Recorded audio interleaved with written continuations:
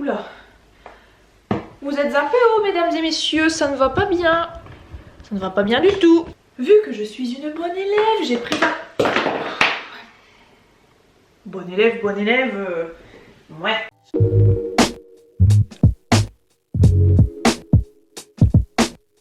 Bonjour tout le monde, j'espère que vous allez bien. Moi aujourd'hui, je vais très bien parce que je suis tellement happy de vous retrouver dans cette nouvelle vidéo et dans ce nouveau Monthly Coffee de mai. La surexcitation stop quoi. Voici le pourquoi du comment. Je ne bois plus de café depuis tout à l'heure seulement parce que je suis H24 surexcitée et qu'il faut se calmer dans la vie. Voilà, j'ai enchaîné énormément de boulot depuis 2 semaines. J'ai avalé 150 tasses de café en 2 semaines. Je suis dans un niveau de surexcitation qui dépasse l'entendement. Donc au bout d'un moment, Amandine, tu te mets à l'eau. Ça suffit le café. On va se calmer. J'ai reçu un commentaire il y a à peu près 1 semaine ou 2 semaines, je ne sais plus. Et je me suis dit que j'avais envie, donc je vous ai proposé sur Instagram. Est-ce que ça vous intéresserait qu'on fasse un Monthly Coffee sur les méchants commentaires, le sexisme, le jugement, etc. etc. Et vous avez été 98%, quelque chose comme ça, enfin beaucoup à dire que oui, ce serait cool. Du coup, comme vous l'avez compris, le déclencheur vraiment de ce Monthly Coffee, ça a vraiment été le commentaire. Mais le commentaire quoi, hein, une pépite que je n'avais jamais reçue de toute ma vie. Cette descente à la vôtre. Je ne sais pas, j'espère que vous avez pris une petite boisson. J'espère. N'hésitez pas d'ailleurs, comme d'habitude pour les Monthly Coffee, à me prendre en photo, j'allais dire. Non, ne me prenez pas à ce moment de la vidéo, s'il vous plaît, s'il vous plaît. Parce que franchement, à chaque fois qu'il y a quelqu'un qui me tag sur une story, quand il est en train de regarder ma vidéo et tout, j'adore, déjà merci beaucoup, ça me fait trop plaisir. Mais je ne suis jamais à mon avantage sur les photos. Je suis genre là. Je me dis oulala. Alors je les reposte en story bien entendu parce que ça me fait plaisir. Mais je suis pas du tout à mon avantage. Bon allez ça y est, hein, on va engloutir le truc avant même d'avoir commencé. C'est parti.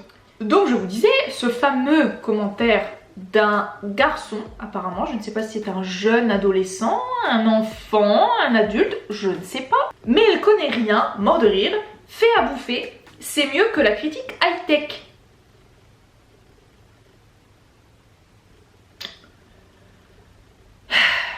En gros, j'ai reçu ce commentaire sous la vidéo où je présentais l'iPad Pro. Et j'ai prévenu en fait en début de vidéo, j'ai pas compris. Je pense que la plupart des gens qui ont vu cette vidéo, actuellement au moment où je parle, elle est quasiment à 30 000 vues. Donc il y a quasiment 30 000 personnes qui l'ont vue. Et parmi ces 30 000 personnes, parmi les commentaires qui ont été postés, j'ai vu celui-ci, ce petit commentaire bien sympathique, hein, y a pas pire. C'est la première fois de ma vie, en 5 ans de YouTube, en 5 ans de publication de vidéos et tout, que je reçois ce genre de commentaires. Franchement, j'ai pas compris du tout sur le coup. Et après, j'ai pas reçu que ce commentaire. Donc celui-ci, c'était vraiment le commentaire piquant, méchant. Et franchement, sous cette fameuse vidéo de l'iPad Pro, je ne sais pas pourquoi, il y a des gens, donc à 95% des hommes, qui ont regardé cette vidéo et qui se sont permis en commentaire de me dire que je n'y connaissais rien. Ça n'avait rien à faire là. Qu'en gros, j'avais une chaîne de maîtresse, lifestyle, et en gros, une chaîne de filles, et que cette vidéo de critique, alors franchement ça m'a fait trop rire, de critique high-tech n'avait rien à faire là, que je n'y connaissais rien, et qu'en gros bah voilà, je ferais mieux d'aller m'occuper de mes gamins, j'en ai pas mais vous voyez le genre, et faire à bouffer, comme le dit si bien ce commentaire de départ.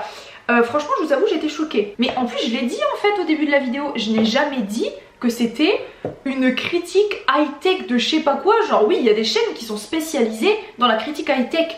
Ça se voit que c'est pas du tout mon thème. Moi je voulais juste, en tant que consommatrice lambda, justement, donner mon... Oula, je suis assise sur un tabouret, c'est pas simple. Bref, je voulais tout simplement donner mon avis simple et humble, sans me prendre la tête. Et franchement, il y a eu des gens à qui ça a beaucoup plu justement de voir une critique de personnes qui n'y connaissaient pas grand chose pour le coup. Parce que quand on me parle d'une puce A12Z ou je sais pas quoi, j'ai bien dit que je n'y connaissais rien et que je disais voilà que l'écran était beau. Enfin des trucs assez lambda en fait.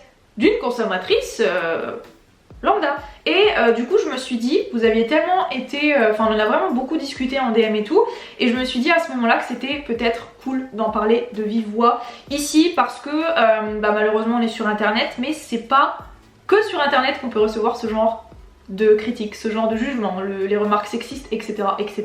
Donc quelqu'un m'a demandé comment arrives-tu justement à gérer ce genre de commentaires. Bah en général, je vous avoue que si j'ai un commentaire vraiment méchant, comme celui-ci qui me dit d'aller faire à bouffer plutôt que de faire de la critique high-tech, donc en gros il est en train de te dire que les femmes doivent faire le ménage et s'occuper des gamins, hein, ça veut dire ça. Donc moi il y a rien de tel, je crois que c'est un des trucs qui m'énerve le plus au monde, vraiment, ça, je comprends pas en fait, on a tous deux bras, deux jambes, un nez, enfin tu vois ce que je veux dire, donc pourquoi l'un ferait plus une chose que l'autre, ou aimerait moins un truc que l'autre, enfin je comprends pas. Donc en général ouais, je gère ces commentaires en les supprimant, en bloquant la personne, et comme ça dans ma tête, bah ça s'est supprimé aussi, entre guillemets. Tu vois ce que je veux dire? Je me dis que cette personne ne pourra plus m'atteindre et ça me fait du bien comme ça. Je me dis, allez hop, poubelle.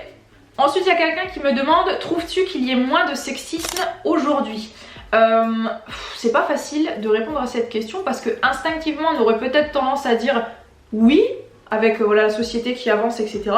Mais j'ai envie de dire non aussi, parce que quand je vois ce genre de commentaires, ou l'éducation de certaines personnes qui malheureusement n'est pas forcément bien faite de ce côté-là, désolé mais c'est la vérité, quand tu reçois ce genre de commentaires tu te dis mais what the fuck? Franchement j'ai l'impression malheureusement que non, parce que même si dans mon entourage voilà, je côtoie forcément des personnes qui me respectent, ou je les respecte aussi, enfin c'est vraiment mutuel, et du coup il n'y a pas de sexisme, mais malheureusement quand je vois ce genre de personnes, ou que je vois des reportages à la télé, ou que tu croises des gens dans la rue qui te sifflent, qui t'insultent quand tu ne réponds pas, etc., etc., je pense que toutes les filles connaissent ce genre de personnes, j'ai l'impression que c'est triste, mais non. As-tu déjà subi du sexisme à ton travail, que ce soit collègues, parents, élèves? Non, je n'ai jamais. En même temps, ça fait pas 25 ans que je travaille, j'ai fait mon année de PES et 3 ans en tant que prof des écoles, et non, que ce soit les parents, les élèves, les collègues, je n'ai jamais subi de remarques sexistes. Jamais. Et heureusement, franchement. Alors ça m'a fait trop rire. Les gens qui disent, en gros, le classique, t'as tes règles. Alors ça fait péter les plombs. Genre, je sais pas, le jour où tu vas être un petit peu énervé, ou que tu vas peut-être faire une réflexion à un mec ou quoi, et que ce gars-là va dire non mais franchement, c'est bon, t'as tes règles. Ça c'est pareil, c'est un phénomène naturel. Les règles, il y a encore beaucoup de tabous à ce sujet. Le nombre de personnes qui ne veulent pas encore trop en parler, ou même des filles qui se cachent un peu en mode j'ai mes règles aujourd'hui, t'as pas un tampon, une serviette ou un truc. Tout le monde se cache encore un petit peu, ça par contre ça évolue. Et les réseaux, on a beau dire des fois que les réseaux c'est assez négatif sur certaines choses, je trouve ça aussi très positif sur beaucoup de choses, notamment le fait de casser un peu les tabous sur les règles, sur le sexisme pour aller de l'avant, etc. Donc je trouve que ce fameux classique t'as tes règles, il est encore présent malheureusement.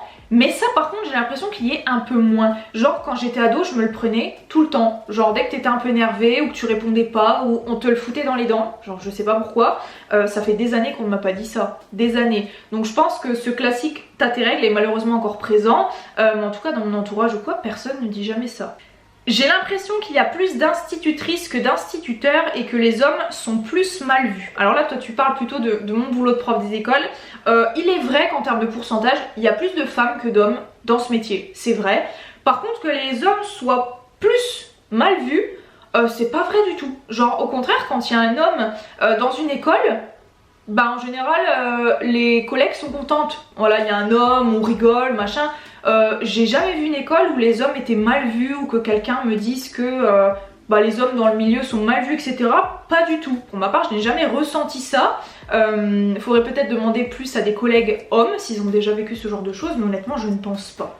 Ça m'étonnerait en tout cas. J'ai jamais entendu parler de ça. Le sexisme justement envers les hommes, car on parle toujours que des femmes. Alors, bien entendu, je ne l'ai pas précisé, mais quand je parle de sexisme, c'est des deux côtés. Moi je réfléchis toujours d'un côté et de l'autre en fait. Cette personne aurait clairement la même peine et le même choc que moi. Ça peut être vraiment plein de situations différentes, mais en tout cas je suis carrément d'accord avec toi. Je ne sais plus qui a posé, j'ai pas noté les pseudos, mais le sexisme envers les hommes c'est totalement... c'est pareil pour moi. Dernière question, comment faire au sein du couple pour faire vivre notre féminisme?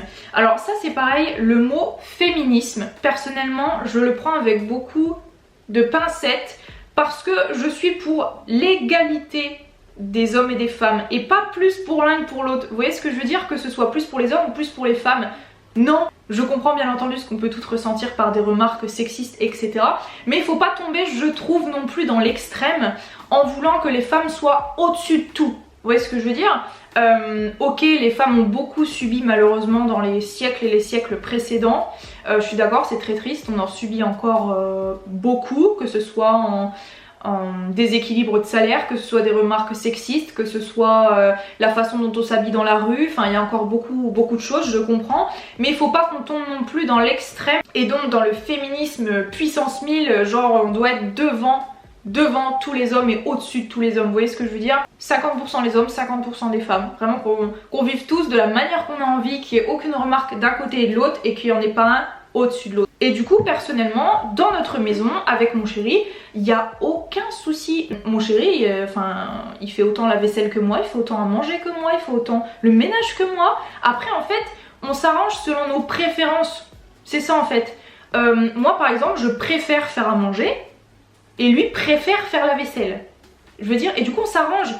Des fois quand je suis fatiguée, je sais pas, je vais me reposer pendant que lui fait à manger. Des fois c'est l'inverse, c'est lui qui est fatigué et c'est moi qui fais à manger. On s'arrange vraiment en fait selon nos envies, nos goûts, notre fatigue, et en fait ça roule tout seul parce qu'on est pareil de ce côté-là. Donc voilà, en tout cas ça m'a fait vraiment plaisir de faire cette vidéo avec vous. Je trouvais que ça changeait des thèmes que j'ai pu aborder sur ma chaîne. Vous savez que j'aime beaucoup parler d'énormément de choses, que ce soit voilà, des méchants commentaires, du sexisme, que ce soit de mon métier, que ce soit du lifestyle, de la déco, du make-up.